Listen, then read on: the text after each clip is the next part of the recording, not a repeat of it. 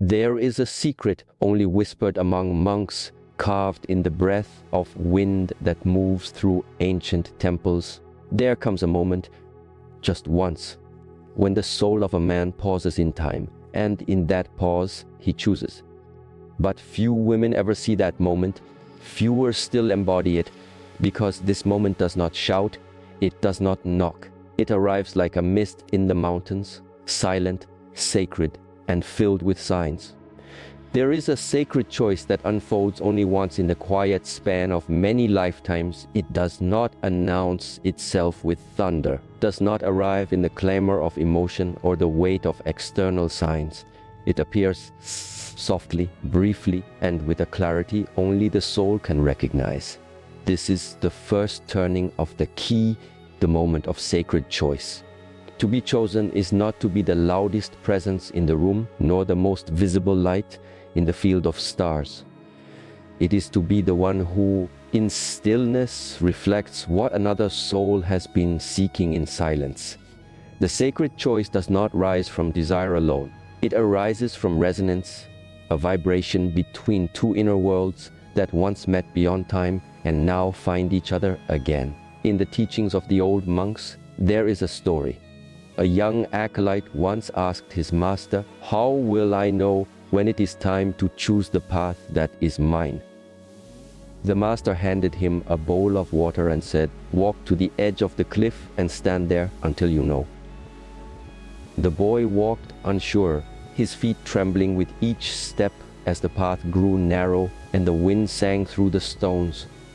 At the edge, he stood for hours, until the wind quieted, the clouds parted, and the water in the bowl stilled.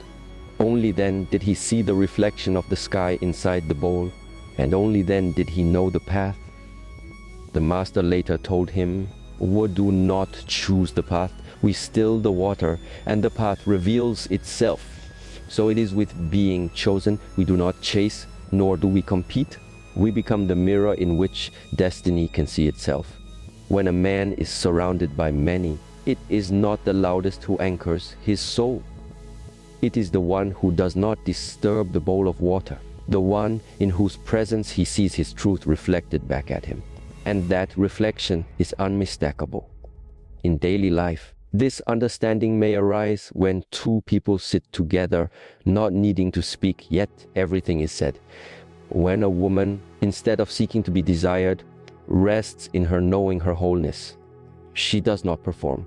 She simply is. In that still presence, something ancient in him remembers, not who she is, but who he is when he is with her. This is the sacred choice. It does not come from force. It is earned in presence. The hawk flying over the open valley does not notice every tree or rock, but when it sees its home, it knows. It circles once, then dives. Not because it calculated, but because it recognized. In the writings of the Tang monk Swan Jing, there is a passage rarely translated. The mountain does not move for the river, yet the river always finds its way to it. The one who stands still in spirit becomes the one whom time itself bends toward. Let us remember this. To become the one he chooses, we do not sculpt ourselves for his gaze. We return to the stillness that was always within us. We let our waters clear, and then, in one silent moment, we are seen, not for how we try, but for how we are. Now, as the soul absorbs this truth, a second current rises beneath the first, an even deeper understanding that time itself is not passive, that the days we live are not simply numbers on a calendar, but sacred steps carved into the map of our becoming. This is the second turning of the key, the language of time.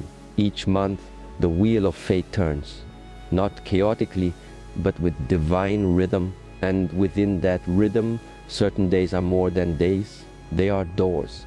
They are not chosen by us, but they arrive for us, offering either passage or pause, depending on how prepared the soul has become. Between the 9th and the 12th, a subtle shift begins. These are days when the unseen world leans closer to the visible one.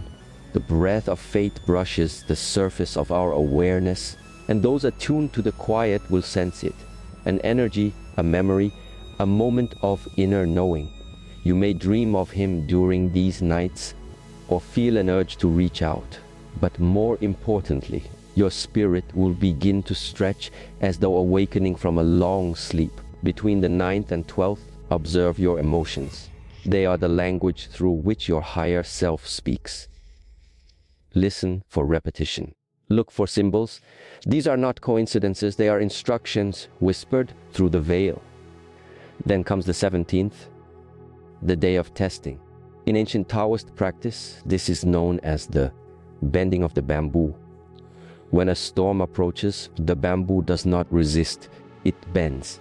If it has grown rigid in ego, it snaps.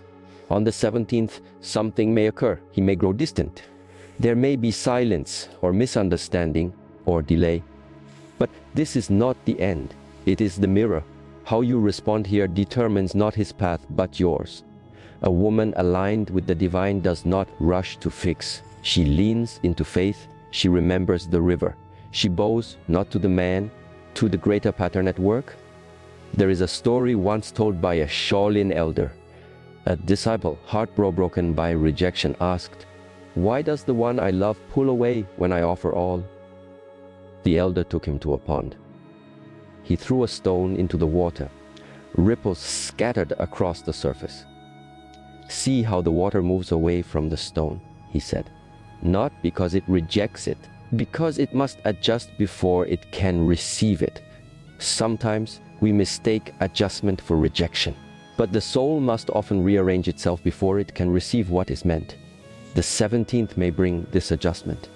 And finally, the 21st, the sacred day of recognition. The portal opens, not always through grand gestures. Sometimes it is a look, a touch, a silence held between two breaths that says what words cannot, running through the park. This is the moment where the energies that have been building throughout the month align. When you have walked with grace through the earlier windows, you arrive at the door with no need to knock. It opens. Just once, and he knows, not with his logic, but with something deeper, primal and eternal. He will not say, "I choose her because she did this." He will simply feel, there is no other. This is not magic, it is alignment. The soul, having passed through tests and signs, arrives not just at love, but as love. In nature, we see this in the blossoming of certain flowers that open for only one night each year. The moonflower waits in darkness, does not rush. It senses the air, the wind, the temperature, and when everything aligns, it blooms once, fully. And whoever sees it in that moment never forgets it. The mystic philosopher Beizang once wrote, "The hawk's shadow passes over the mountain only when the sun stands in the right place. But the mountain does not move to earn it. It simply waits in silence. To live in harmony with time is to trust these seasons. Not every day will feel significant. Certain ones carry within them the seeds of transformation. And if we are present, they bloom. Let your intuition be your calendar. Let your awareness be your clock. Between the 9th and 12th, awaken. On the 19th, surrender. On the 21st, become. Not for him, not to be chosen, because your soul was always meant to rise at this moment. You are not waiting for him to see you. You are waiting for time to reveal you. And when it does nothing and no one can unsee what has been divinely revealed. Now the path ahead softens, the wind slows, the spirit begins to understand. These are not instructions. They are invitations. Not to change who you are, but to return to it, to become the mountain, to still the water, to wait not in fear, but in presence. And just once, he will choose you. Because in that moment, you chose stillness over striving, grace over proving, and soul over self. This is how the sacred is remembered. This is how fate is fulfilled. Intuition is not a voice that shouts.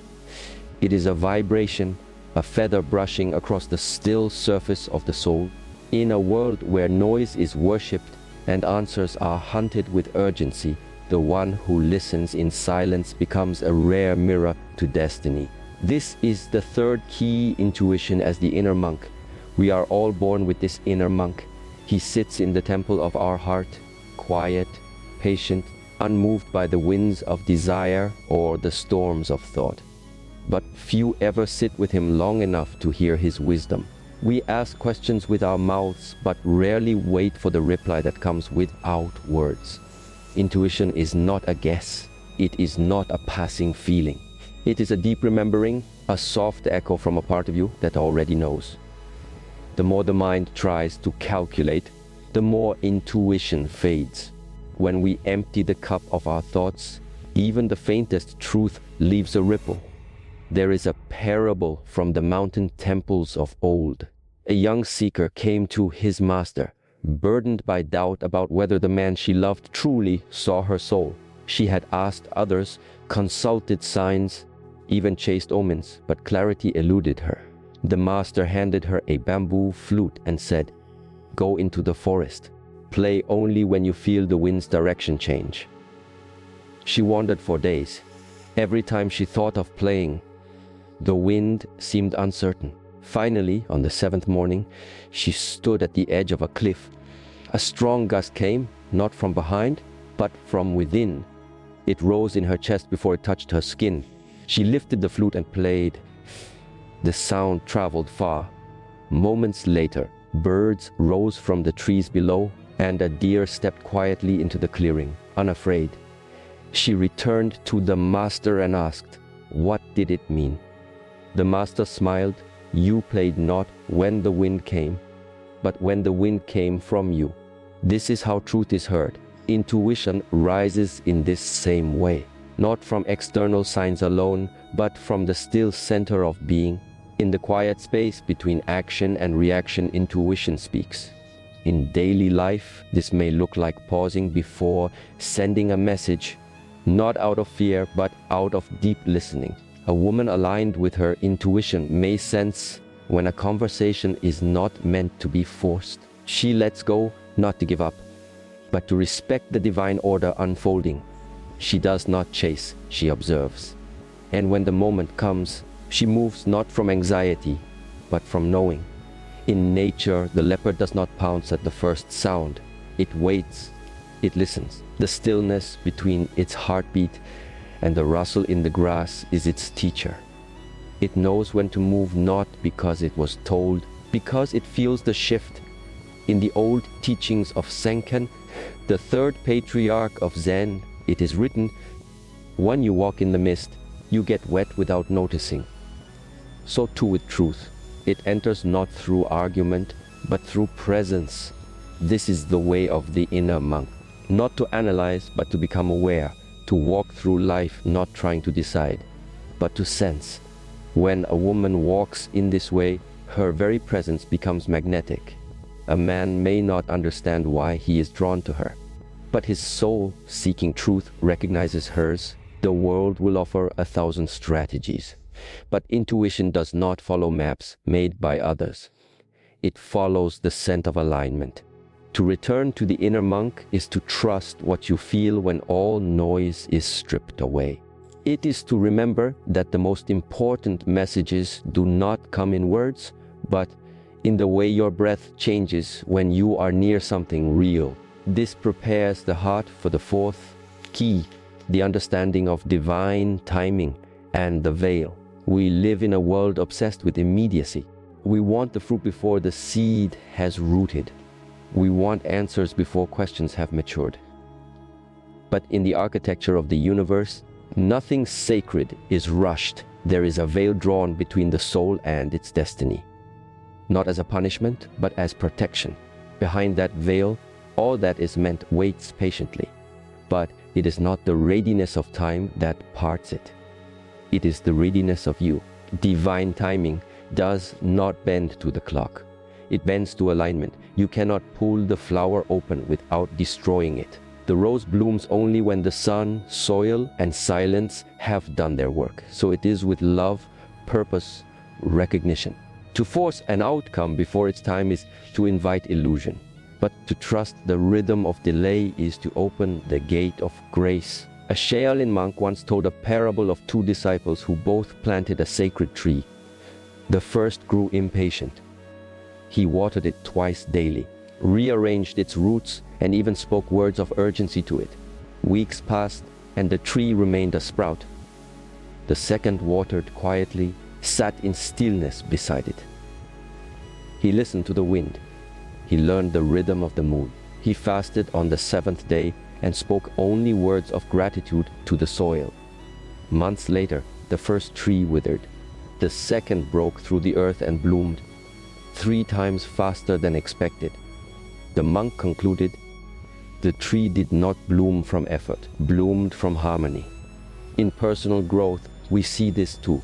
A woman may long for a connection to deepen. She may feel the closeness, pull, yet something delays. It is tempting to doubt, to press, to test. But often, the delay is sacred. He may not yet have become the man who can see her clearly. She may not yet have shed the last veil of old fears. Sometimes, the universe hides what we desire not because it is unkind, but because it is not yet safe to reveal it. There is a quote from the Vedic sage Bharadevi, "Jat the gods give not before the vessel is made still." The deeper the silence, the fuller the gift. What we call waiting is often a time of purification, time when the soul is being shaped to hold the very thing it prays for. Divine timing is not delay, it is design. And the veil is not a wall, it is a mirror. It reflects our inner landscape. When we are clouded, the path seems closed, but as clarity returns, so does the vision. When a woman embodies this understanding, she moves differently. She no longer grabs at love. She becomes a sanctuary for it. Her presence says, I am ready when you are real. And so, timing bends. Not because she pushed, but because she aligned. There is a lake in Japan that only reflects the stars once every decade, on a night when the sky is perfectly still and the clouds withdraw. Locals wait not with impatience, but with reverence. The reflection is not guaranteed by desire. It is offered when stillness invites it. And so it is with the soul's deepest longing. It arrives not when demanded, but when received. These two keys, intuition and divine timing, are twin wings. One listens to the soul, the other listens to the sky. Together, carry you through the fog of doubt into the clarity of sacred unfolding. You will not need to ask, is it time? You will feel it. You will not need to wonder, should I speak? You will simply know, because the veil will lift not by your hand, but by your readiness. Now, path before you narrows, not in limitation, but in focus. The inner monk bows, the veil trembles, and something holy begins to move. This is not the end of the journey. It is the quiet before the next unfolding. And if you listen, not with ears, but with presence, you will hear the next key unlocking in the stillness of your heart. Before any great gift is given, the soul is tested, not to punish, but to prepare. The universe, in its silent intelligence, never grants power to a vessel not yet shaped to hold it. And so, the fifth key reveals itself, not as a doorway, but as a furnace. This is the law of trials before treasures. It is the ancient understanding that, before one can be recognized, they must first be refined. That before a man can truly choose you with soul and certainty, you must first walk through the fire of uncertainty without losing your center. Come not when we are weak, but when we are near a threshold. Like storm clouds before harvest, they arrive to see what within us can endure, what must fall away, and what, at last, will remain true in a remote monastery where the trees bend to listen and silence is deeper than night. A novice once approached the master with trembling hands. I wish to be chosen for the sacred path, the novice said. I am ready to serve. The master nodded once and led the boy to a wide stone courtyard. At its center sat a lantern, unlit. Around it, a ring of wind and dust. Set here, the master said. Do not let the lantern fall. Hours passed. Winds rose. Dust scratched the boy's skin. Still, he remained. Then came the rain, cold and piercing. Still, he stayed. At sunrise, the master returned. The lantern had not moved. "You were not tested because we doubted you," he said, "but because we needed to see if you still trusted you when nothing outside of you gave comfort." This is the nature of the soul's trials. They appear in the form of delay, rejection, misalignment, silence. You may pour your heart into love and hear nothing back. You may offer truth and be met with confusion. You may choose him, but he seems to waver. But if you understand the trial, you do not panic. You do not chase clarity from those who are still cloudy. You remain still, anchored. Not because you are indifferent, but because you have trained your soul to stand in love even when love hides. This does not mean you do nothing. It means that what you do is born from presence, not panic. In the daily rhythms of life, these tests may look small. A moment of miscommunication, a long pause in response, a sense that his heart is near, but not yet open. And the temptation is always to do more, to over-explain, to prove, to lean forward energetically. But the wise woman, she leans back, not in withdrawal, but in trust. She knows that if this is a test, it will pass. And if it is a wall, it will reveal its purpose. In the forest, the oak must endure storms to deepen its roots. The strength of the trunk does not come from days of sunshine alone. And so too, your inner worth becomes immovable not through ease, but through encounters with resistance. There is a passage from the writings of the Taoist mystic Wei Boyang. The gold that endures the hottest flame does not shine. It glows from within. Those who have not been burned will not be recognized by the fire. To be the one he chooses is not simply to be seen. It is to be proven silently by time and test. So when hardship arrives, pause. Do not ask, why is this happening to me? Ask, what is being refined in me? Let each silence polish your patience. Let each delay deepen your self-trust. Let each confusion cleanse your need to control. And when the trial ends, when the veil lifts, you will find that not only has he chosen you, but you have become someone worthy of what you once only hoped for. And so we arrive to the final key. When the trials have passed, when the energy has shifted, and when the moment of recognition has arrived, great silence follows. But this silence is not empty, it is sacred. This is the sixth and final truth, the return to stillness. The greatest power a woman can carry is not in her words, nor even in her beauty, but in her stillness. This stillness is not passive. It is magnetic. It is not silence of sound, but the silence of certainty. When she has passed through the inner fires, when she has walked the spirals of time with grace, she emerges not needing to be chosen, because she has become the one who no longer questions her worth. In this state, she no longer looks for signs, she becomes the sign. She no longer seeks reassurance, she radiates knowing. And in her presence, the one who is meant will remember himself.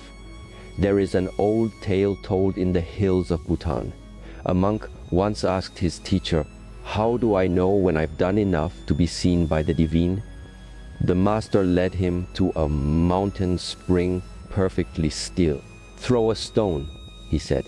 The monk did. Ripples moved outward. "Now wait," said the teacher.